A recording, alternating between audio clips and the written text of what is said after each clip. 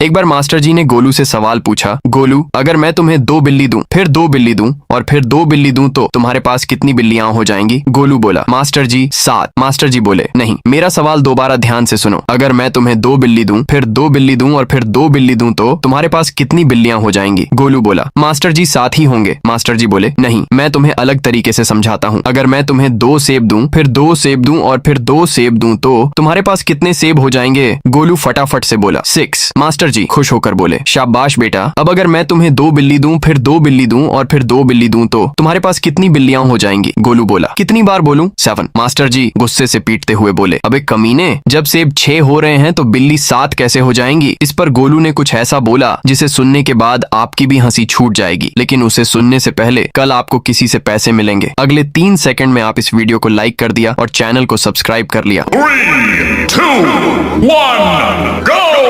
तो अब ध्यान से सुनो, गोलू रोते हुए बोला, क्योंकि मेरे घर पर एक बिल्ली पहले से ही है। समझ रहे हो?